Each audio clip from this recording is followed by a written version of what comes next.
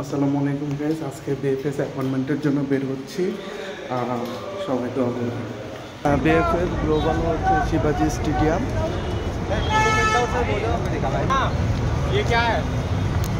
BFS গ্লোবালের premium লাউঞ্জে file submit করে বসে আছি, ওয়েট করতেছি তাদের ফাইনাল কল পাওয়ার পর। এখন বের হয়ে যাচ্ছে।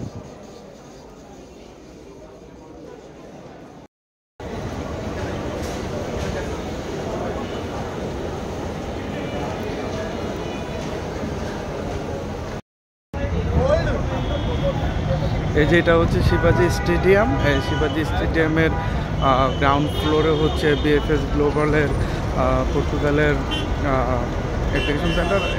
Not only Portugal but also all the European and others this application center is there. But so আমি পর্তুগালের জন্য ভিসা ফাইল পর্তুগালের ভিসার জন্য ফাইল সাবমিট করেছি। অ্যান্ড কী বলবো, সো ভিসা ফি ছিল 8,004 রুপি। তারপর প্রিমিয়াম লঞ্চে যাওয়ার ইচ্ছা না থাকার পরেও এরকমভাবে সিস্টেম করে রাখছে আপনাকে প্রিমিয়াম লঞ্চের মাধ্যমেই যেতে হবে। প্রিমিয়াম লঞ্চের মাধ্যমে গিয়ে আরও 5,000 টাকা বেশি গেল। সো এখন প্রবলেম হয়েছিল যে আমি জাস্ট 8,500 টাকায় নিয়ে গেছিলাম, জাস্ট ভিসা ফিটা নিয়ে গেছিলাম, কারণ আমি জানতাম যে আমি করব না, বিএফএসের প্রিমিয়াম লঞ্চটা নিব না। সো তারা কি করলো, তো এখন আমি তো ঢুকিয়ে গেছি প্রিমিয়াম লঞ্চে, অ্যান্ড আমাকে এটা করতেই হবে। তারপর এখন প্রবলেম হলো যে এখন কার্ডে আমার টাকা ছিল, কিন্তু তারা যে কোনো একটা রিসিভ করবে, হয় কার্ড না ক্যাশ। তো এখন তো আমি পড়ে গেছি বিপদে। পরে আবার একটা টোকেন নিয়ে, রিএন্ট্রি টোকেন নিয়ে তারপর বাইরে আসলাম এটিএম কার্ড থেকে টাকা উইথড্র করার জন্য। 1 মিনিট কি 2 মিনিট ওয়াকিং ডিস্টেন্সে যে এটিএম বুথটা আছে ওইখানে আমার কার্ডটা সাপোর্ট করছিল না, স্টেট ব্যাঙ্ক অফ ইন্ডিয়ার। সো আমারটা তো ইন্টারন্যাশনাল কার্ড না, স্টেট ব্যাঙ্ক অফ ইন্ডিয়া। পরে আরও 5-7 মিনিটের রাস্তা ধরে স্টেট ব্যাঙ্ক অফ ইন্ডিয়ার যে এটিএম বুথ আছে সেখান থেকে টাকা উইথড্র করতে পেরেছি। তো পরে দৌড়ি আবার এরই মধ্যে ফোন দেওয়া শুরু করছে যে তাড়াতাড়ি আসেন, তাড়াতাড়ি আসেন। 2-3 বার ফোন দিয়ে দিচ্ছে, তাড়াতাড়ি আসেন নাইলে আবার কী জানি কী করবে, হিন্দিতে বলছে। আমি এতটা বুঝতে পারিনি। তারপর দৌড়ে আসি, ঠোঁট শুকিয়ে গিয়েছে। সো আইসা তারপর ঠিকঠাক মতো পেমেন্ট করতে পারছি। 13,501 টাকা ছিল। হ্যাঁ, তো 1 টাকা পর্যন্ত দিয়েছে। এই হচ্ছে অবস্থা। আর প্রিমিয়াম লঞ্চের ক্ষেত্রে জাস্ট বসেছিলাম, কিন্তু মূল কথা হচ্ছে যে আমি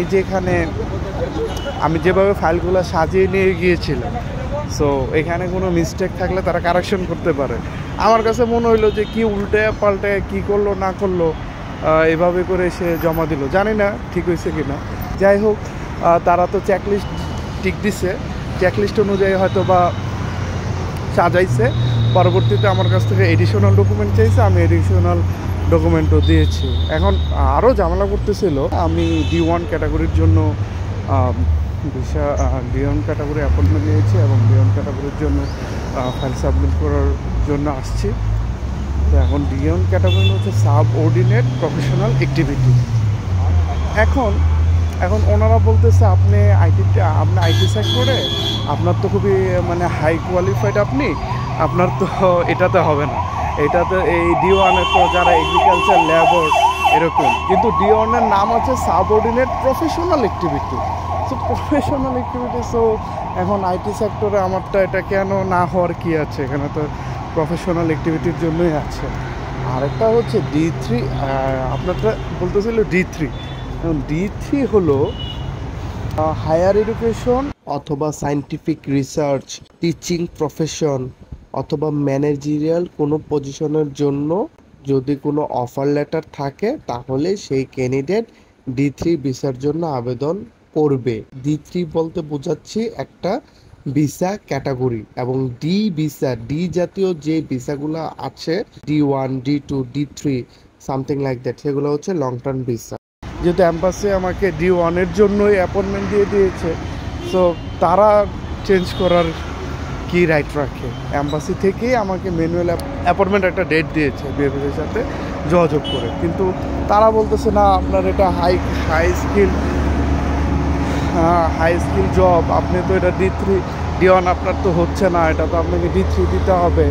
সো উনি যে কাউন্টারে যে ছিল সে আবার তার অফিসারকে বলতেছে, অফিসার বলতে ম্যানেজার আর কি, যে ওভারঅল সব পোল্যান্ড অ্যান্ড আদার ইউরোপিয়ান কান্ট্রিদের জন্য যা যা প্রয়োজন, মানে উনি হচ্ছে ম্যানেজার টাইপের। উনি বলছে যে ডাল দাও নো প্রবলেম, ডাল দাও কিয়া করেগা। সো অ্যাম্বাসি দিয়ে দিয়েছে, তুমি কি করবে।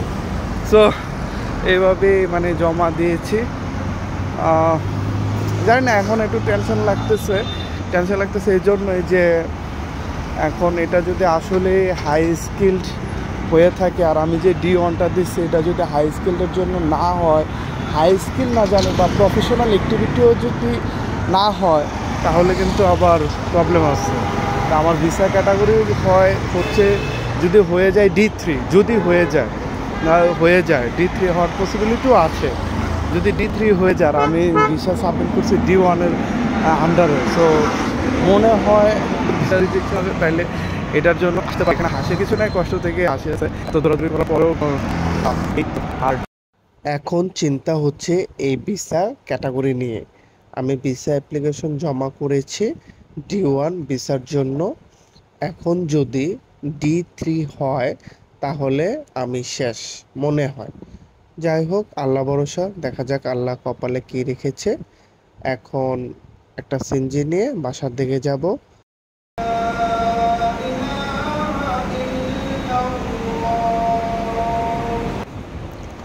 আজকে ছিল জুম্মার দিন। পাহাড়গঞ্জে রেলওয়ে স্টেশনের পাশেই এই মসজিদটি ছিল। আমি এখান থেকে জুমার নামাজ পড়ে নিই। সবাই ভালো থাকবেন, দোয়া করবেন। আল্লাহ হাফেজ।